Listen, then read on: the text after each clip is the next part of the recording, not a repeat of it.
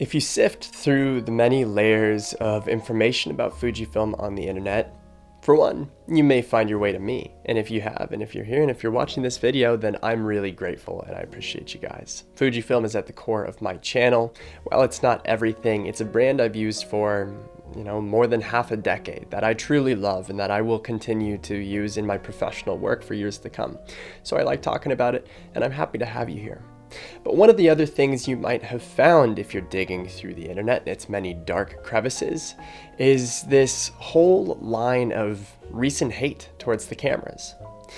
Now, my comments, hundreds of them, are debating whether Fujifilm or any other camera brand is better and which lenses work and all of these different questions that ultimately become really, really personal and in some cases emotional. A lot of what you'll find is people saying something along the lines of, Fujifilm has taken a nosedive. Maybe you like this camera and maybe you're making all these videos where you really believe that it's exceptional, but I, viewer of your channel, I believe that Fujifilm is garbage and that it's built like garbage.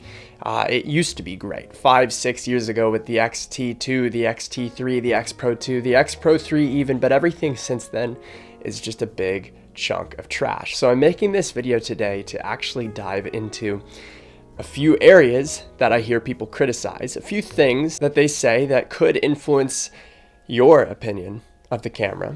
And I'm going to tell you whether I agree with it or not. And I'm going to explain through my experiences why I feel that way. So if you're interested in the question of whether Fujifilm makes absolutely shit gear or not, then I would say stick with me for a little bit.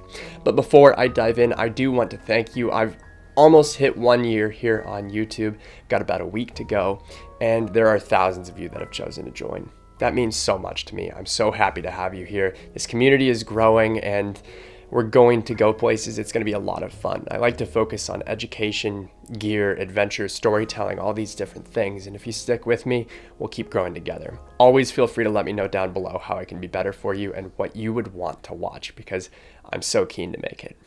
Anyway, let's dig into the first and maybe the most obvious critique of Fujifilm. Now, this is one that I think has been overblown for the longest time, and that's autofocus. No, it is not as good as Canon. No, it is not as good as Sony. At this point, it's not as good as Nikon either. So does that mean it's absolutely garbage? Well, no, it absolutely doesn't, but it does mean that you need to consider what your use case is before buying the cameras. For one, I want to focus on whether the actual quality of Fujifilm has gotten worse. And in terms of autofocus, it distinctly has not. It's gotten better at a linear, if not exponential rate over the last several years. And it's tracking in line with a lot of the other camera brands, but it's always been a step behind, so it remains so. Now, I know there's this big controversy of them releasing updates that make the camera worse, and I'll give you this one point. Several months ago, an update was released and it had bugs. But here's the thing. Your responsibility as a photographer, and most importantly, if you're a working professional photographer, is to not get updates without the expectation that there could be bugs. This isn't unique to Fujifilm that an update can be adversely effective. And I think if your expectation is to always find an update to be an immense upgrade, you are spoiled. Now, I will say Fujifilm markets this idea of Kaizen, and it's the concept that their cameras continue to improve with time, because they don't just release a camera with a set of features and then let it simmer until they replace it again with the next camera. They have a tendency to release cameras and to build in new updates as time goes on to keep them relevant. Now, what that means is that there's an aggressive intention to improve cameras, an aggressive update plan and timeline. But when you're going through that many updates, you are going to have challenges. This is something that we should all expect as users of technology because it's not unique and it shouldn't be surprising. But if you want to criticize them, sure, they made a mistake. They did release a bad update or even two. I believe neither of those ever jeopardized the system to an extent that it couldn't be used professionally, and I say that as someone that was using them professionally while those bad updates were coming through.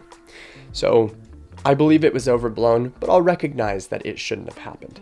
Do I degrade the Fujifilm brand because I think that it was a dip in quality? Well, no, because it's dramatically better than all the prior Fujifilm cameras I've used. The autofocus is much improved over what I've used in the past. So I don't see that as a dip in Fujifilm quality. Maybe it is false expectations on your part, and consider what you're using the camera for. I don't think Fujifilm cameras should be used for wildlife. They may be making a push towards that right now, but at this stage, you shouldn't be buying them for that. You should be buying cameras that are more advanced in their autofocus technology with that in mind. But if your goal is street photography, if your goal is wedding photography, if your goal is landscape photography, the autofocus in those three scenarios, speaking from experience, is as good as you would ever need it to be. It's not in your way. And if you believe it is, that's not the camera's fault, that's your fault. Now, the next major consideration when we're evaluating Fujifilm's quality or the lack thereof is the build. And this is one that I'm slightly torn on. So I hear all the time that Fujifilm in the X-T2 and X-T3 created a more robust camera, more reliable, far tougher. And I owned those cameras, and I can attest to the fact that they felt comfortably physically reliable. I took them to Alaska, to Iceland, and all over the mountains of the Pacific Northwest in rain, snow, ice, sun, whatever. They did great. They always did.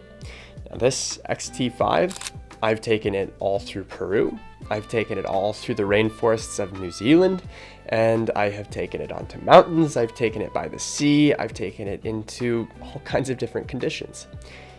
It is just as resilient and durable in that sense as the X-T2 and X-T3. I think it's fundamentally a reliable camera. However, and this is where I become torn, the build quality is worse. I'll give you that.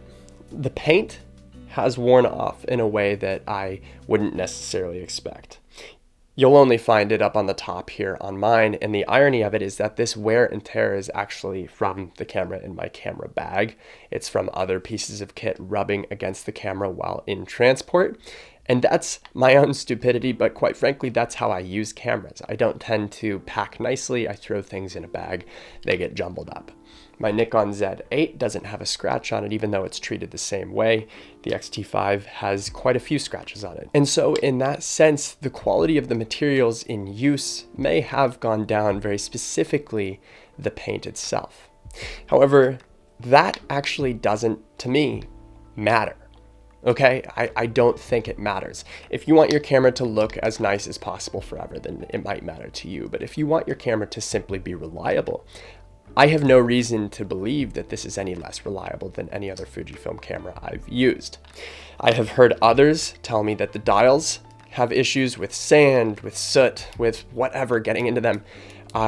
Nope, not in my experience. I just used them on the beach for 2 full days in sand and wind and all kinds of different conditions. I don't have anything in any of the dials, and I have had no problems with that. The mount is exceptionally sturdy. The screen itself is considered to be weak and like it's some big degradation over prior cameras. Nope. I'm not sure where that comes from either. Just because you don't understand how something can be made strong with a simplistic design doesn't mean it isn't strong with that simplistic design, okay? This camera has given me every reason to trust it anywhere I can go on Earth, and that's why I own it. I just don't think that quality in that sense has dipped. But again, this conversation is about this duality between materials and actual reliability. The materials arguably are worse. And if that's going to affect your decision, then that's fair. Now, if your worry is with reliability, you're good to go. You're gonna get just as much use out of this camera in just as many challenging places as you would your other Fujifilm cameras. Last, and maybe a point that doesn't show up as often in these conversations, is just the quality of the lens builds. And I think most people understand this, but these lenses are built wonderfully. This lens, the 16-80, is the lens I use most often. And while it has the slightest little bit of wobble to it that sometimes worries me, I've still taken this into every environment I've ever taken a Fujifilm camera into, and it's excellent. It's handling just fine. It has nothing in the glass. It has no imperfections. It has no dents. It hardly has any scratches. It's in great shape. And as I understand it, many of Fujifilm's newest lenses are lighter, are just as weather sealed, are just as tough, and are just as well built. In fact, I would argue that Fujifilm is making some of the best lenses out there these days. Their metal build is really elegant, but it also just feels so good to use. Most companies have moved to these hard plastics and polycarbonates that ultimately just feel a little lackluster in the hand. Those lenses will last as well. I'm not speaking to the reliability of them. I'm only speaking to the actual quality of the materials. And that's where I think Fujifilm has always and does continue to stand out in terms of quality. So while it's maybe not as much of a concern as the actual camera itself, I think that the lens quality is exceptional for Fujifilm. So in some ways, you can think of this video as my visual response to all the people that hop into the comments and tell me, hey, I know you just made this video praising this camera that you rely on and that you take around the world, but I personally believe it's made too poorly to be considered nowadays. That by contrast, by comparing it to older versions of itself, this camera is just a huge step backwards from Fujifilm. And my response is, think twice about that preconception. Maybe the paint will wear quicker. Maybe in some ways, the premium feeling of the X-T2 and X-T3 was dialed back 2 or 3%. But the reliability of the camera remains exactly what it's always been. Top tier and top notch. The autofocus system is the best it's ever been and constantly improving. And while there was a hiccup, we need to give some grace. Companies always make little mistakes. And while we shouldn't let them off the hook for it, we should demand better. We also don't need to go selling off our gear unless, you want to do whatever you want, I don't care. But understand that it is unreasonable for companies to have a philosophy of improvement through updates to firmware and to expect that every update for a decade and a half is going to be flawless. It's an unreasonable expectation. And lastly, understand that the lenses Fujifilm is making and the overall ecosystem they've created is wildly high quality. I hope this video is of some use to you guys. I know that it sounds a little bit like I'm a Fuji fanboy or whatever, but here's the honest truth. I think really long and really hard before I buy camera gear. I don't buy it unless I know for a fact that I can take it to the worst conditions on earth, because I'm a mountaineer. I'm a long distance trekker.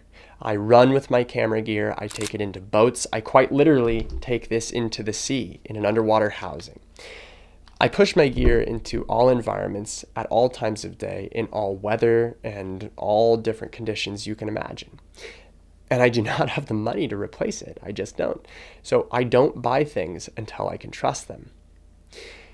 I'm not a Fuji fanboy, but I have found a camera that can keep up with my shooting scenarios. And so I'm going to share my experience because there are many of you that think it's in some way lacking, and it's just simply not.